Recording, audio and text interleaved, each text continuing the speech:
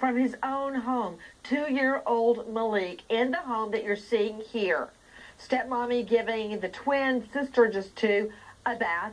Dad asleep when little Malik apparently gets out the door without being noticed. No sign of the child. Some searches called off, but after our program last night, more tips come in. Searches have resumed to find the 2-year-old child. To Mark Class, president, founder, Class Kids Foundation. What do we do, Mark? Well, first of all, Nancy, let's be clear that a little boy, a 2-year-old little boy in inclement weather did not walk 5 or 6 miles to a river.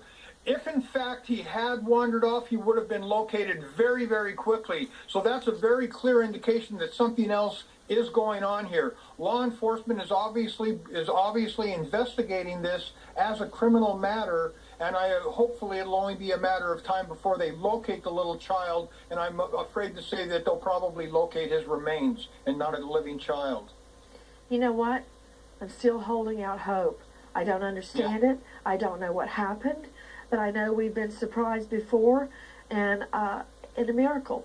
And that's what I'm hoping for tonight. The tip line here is 501-268-3531. The search for little Malik is on. Can you help us? David Goins, KARK. What more do we know tonight? Well, at this point, Nancy, as we now have a picture up here for you, we're kind of on the banks of the Little Red River. That's where law enforcement cars are set up, and the river is down there just a little bit. You can see a picture there. Essentially, this search has continued into the Little Red River. This is not the first time that they've searched bodies of water, but it is the first time that they've searched exactly here in the last 24 hours or so. As we mentioned, there are volunteer search teams out here from various states. One of those volunteer search teams, a dog did hit on a positive scent, but to verify that, they brought out their own dogs today. Again, a verified police cadaver dog did pick up a scent on this body of water, hence why they're searching on this body of water today, Nancy. You know, this could mean anything. This does not mean the child's body is in the water.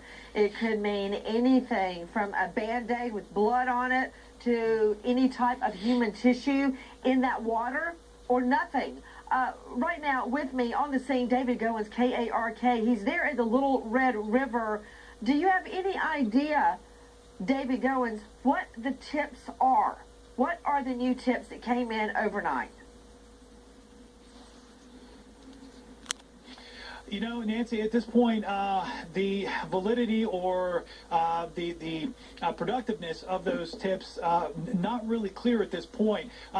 I'm working off the understanding that the search here today is based off of a volunteer search of cadaver dogs from an out-of-state team that simply didn't have a certified police level cadaver dog. So they were not going to send in their search dive teams off of that alone. So they did bring out their own cadaver dog teams. We're talking about the White County Sheriff's Department, in which the city of Searcy sits in here in the state of Arkansas. That process took the most of Tuesday morning and then Tuesday afternoon, and now stretching into the evening. That search in the Little Red River has commenced via divers throughout the afternoon. Again, as you alluded to, just because a cadaver dog picks up a scent, it's not a sign of anything other than that, a place that needs to be searched, something that investigators have done over the last 9 days in various bodies of water throughout Searcy.